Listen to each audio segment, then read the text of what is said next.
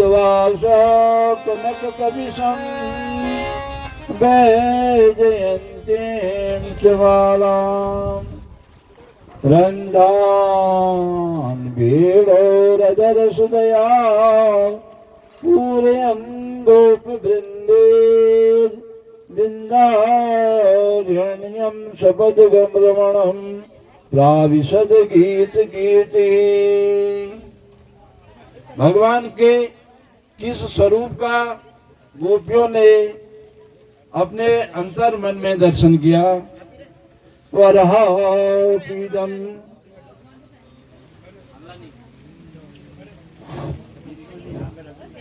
कथा के बीच में सब लोग शांति से बैठे रहे और जो आने वाले आगंतुक महानुभाव हैं उनका किसी का स्वागत करने के लिए खड़े न उठे। ये कथा के नियम है।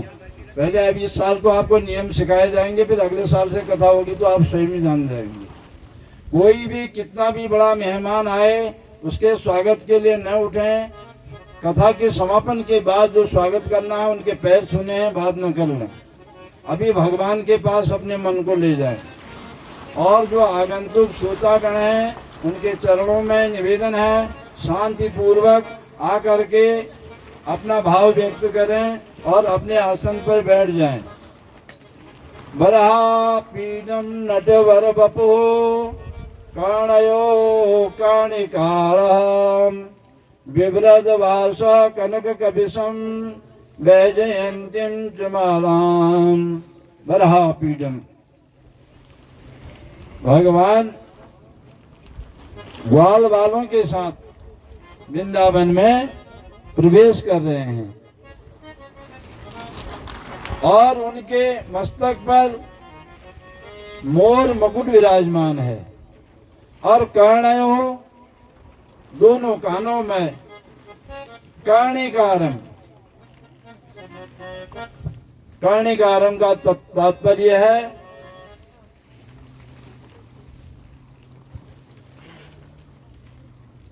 कनेर के पीले फूलों के गुच्छ का बना हुआ जो पुष्प गुच्छ है। और विव्रजवास कनक कविशम, उन्होंने कनक कविशम सोने के समान विव्रजवास सुंदर सुशोभित चमकीला पीतांबर धारण किया हुआ है। वैजयंतीं च मालाम्, जो विशिष्ट प्रकार के जय को देने वाली माला है उस वैजयंती माला को भगवान ने अपने कंठ में धारण कर रखा है। रंजान वेणोरधर सुदया पूरयन् गोपवृन्दे वृन्दारण्यं स्वपदरमणं प्राविशद गीत कीर्ति। जो वेणु की छिद्र हैं उनको अपनी अधर सुधा से पूरित करके, वेणु के छिद्रों को अपनी अधर सुधा से पूरित करके गोप वृंदे ग्वाल वालों के साथ स्वपद रमणम। पांडे जी जो गीता प्रेस वालों ने अर्थ किया है उसके विरुद्ध अर्थ कर दूं? आपकी आज्ञा है? बोले सच्चिदानंद भगवान की। मेरा भाव ये आ रहा है स्वपद रमणम। इन्होंने तो लिखा है कि अपने पैरों से चल के प्रवेश किया, लेकिन जो मेरा भाव है वह है स्वपद रमणम। स्वपद रमणम स्वस्या आत्मीयाया वृषभानुनंदन्या पदे रमणम। ठीक है जी। स्वस्या आत्मीया वृषभानुनंदन्या पदे रमणम। अपनी जो आत्म स्वरूप वृषभानु नंदिनी है, उसके चरणों का आश्रय लेकर के प्रवेश किया। बोले राधा रानी की। बहुत गहरा भाव है स्वपदरमणम। मैंने दूसरी व्याख्या कर दी, गीता प्रेस वाले भी मुझे समय करें। स्वपदरमणम स्व स्वस्याहा, जो अपनी आत्मस्वरूपा राधा रानी है, उनके श्री चरणों का आश्रय लेकर के वृंदावन धाम में प्रवेश किया। लेकिन कई और आचार्यों ने भी कहीं कहा होगा ऐसा, क्योंकि स्वपद का एक परिभाषा ये भी हो सकती है। इति वेणुरवं राजन् सर्वभूत मनोहरं श्रुत्वा भजस्य सर्वावणिन्तो विधे विधे।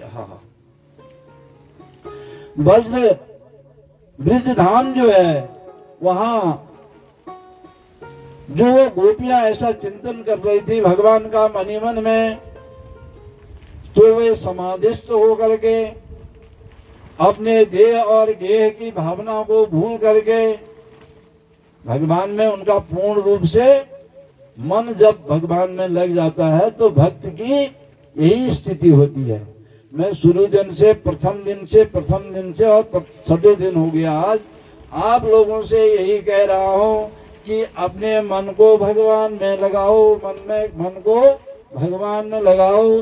क्योंकि भगवान ने गीता में एक जगह नहीं 50 जगह ये बात कही है, मन मना बहु मद्भक्तो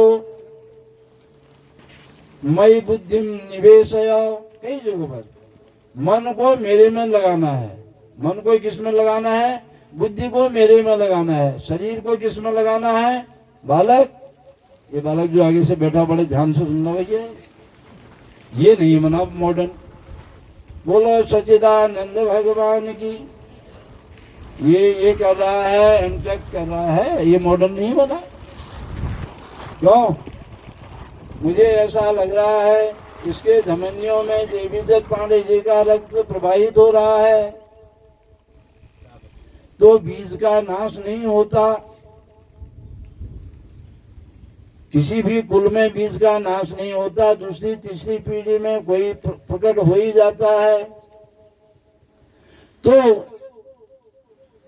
उनका मन गोपियों का, जिन्होंने भगवान की वेणु का रव सुना, वेणु मतलब बंसी की ध्वनि सुनी, मुरली की ध्वनि सुनी, उनका उस ध्वनि के प्रभाव से मन कहाँ लग गया? भगवान में। मेरा कहना आप मानो, पूर्ण रूप से मन को भगवान में लगा दो, शरीर को संसार में लगा दो। बोलो सच्चिदानंद भगवान की। जब मैं कभी मामा जी, जब मैं कभी कह रहा हूँ ना मन को भगवान में लगा दो, और इतने मैं रुक जा रहा हूँ तो लोगों के चेहरे काले हो जा रहे हैं। अरे हाय, अब क्या होगा? मन को भगवान में लगा देंगे तो इस संसार के जो जाल हमने बनाए हैं, ये जाल का क्या होगा? तो चिंता मत करो, ये जाल भी कट जाएंगे, भगवान भी मन, ये संसार भी सिद्ध हो जाएगा और भगवान भी तुमको मिल जाएंगे। इसलिए गोपियां तन्मय भाव से अपने देह और गेह की शुद्धि भूल करके अब उनका कंठ भी रुद्ध हो गया और वह ऐसा अपने मन ही मन में विचार कर रही हैं। मन ही मन में उनके ऐसे भाव आ रहे हैं कि जो बरहा पीठम नटवर बपू भगवान श्री कृष्ण हैं, सुंदर सुंदर जिनका वेश है, वो हमको आलिंगन कर रहे हैं, हमारे हृदय में विराजमान हो रहे हैं। बोले बाल कृष्ण भगवान की। मामा जी, जब सुखदेव जी महाराज बिना नाल छेदन किए हुए वन में चले गए थे और उन्होंने वहां समाधि लगा दी थी, बैठ गए थे, जैसे आसन पर महाराज जी बैठे हुए हैं बिल्कुल ध्यानस्थ।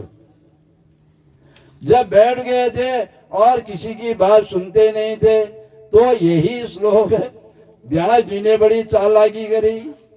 उन्होंने कहा भगवान का स्वरूप जो है बड़ा मधुर है, तो उनने शिष्यों को ये श्लोक पढ़ाया, यही श्लोक, बरहा पीडम नटवर बपो।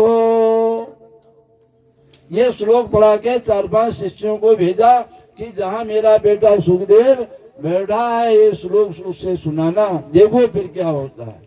क्योंकि जब गोपियां भी तन्मय हो गई थी और गोपियां भी इसमें रस से आनंद हो गई थी। तो मेरा बेटा सुखदेव जो निर्गुण निराकार निरंजन ब्रह्म के स्वरूप में समाधिस्थ है, उसकी भी समाधि ये श्लोक, ये मंत्र, ये स्तुति, ये गायन तोड़ देगा। तो जब ये श्लोक एक ध्वनि बरहा पीठम नटवर बपू उनके कानों में पड़ी महामुनि सुखदेव जी के, तो उनका ध्यान छूट गया। उन्होंने कहा, हे ऋषि कुमारो, ये इतना सुंदर श्लोक भगवान का, इतना दिव्य स्वरूप का जो श्लोक है, ये आपको किसने पढ़ाया? आप अपने गुरु जी के पास हमको भी ले चलो। उनने कहा, हमारे गुरु जी व्यास जी हैं। ये नहीं कहा आपके पिताजी हैं। बोले, सच्चिदानंद भगवान की। हमारे गुरु जी कौन है? व्यास जी हैं। उन्होंने हमें ये श्लोक पढ़ाया।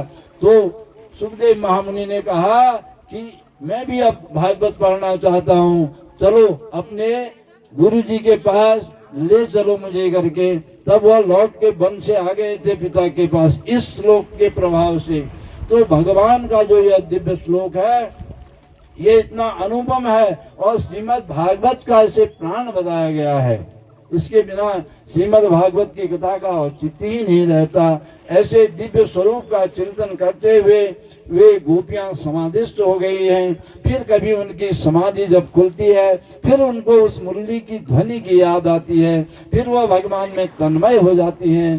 तो इस प्रकार उनका जो जीवन है वह श्री कृष्ण गोविंद हरे मुरारे और बाल कृष्ण की उस बराह पीठम नटवर बपू छवि को अपने हृदय में विराजमान करते हुए, स्थापित होते हुए, अपने हृदय में भगवान श्री कृष्ण का प्रादुर्भाव होते हुए भक्तिपूर्ण होकर के उनकी दिनचर्या निकलती है और दिनचर्या व्यतीत होती है, संसार का काम भी कर रही है। और लेकिन भगवान का ध्यान उनका कभी अब छूटता नहीं। हिमांशु की मम्मी बैठी है। हिमांशु कहाँ रहता है? हरियाणा, दिल्ली? नहीं, ये दिनेश है, ये जहां भी रहता दूर रहता है। तो इसकी याद करने के लिए आपको कोई प्रयास, इसकी याद हर समय आपको रहती है। सूत्र बता रहा हूँ, जैसे इसकी याद हर समय रहती है, अपने बच्चे की याद, अपने पति की याद जो दूर प्रदेश गया हुआ, अपनी पत्नी की याद, वैसी याद करनी है। याद से विमुख नहीं होना है।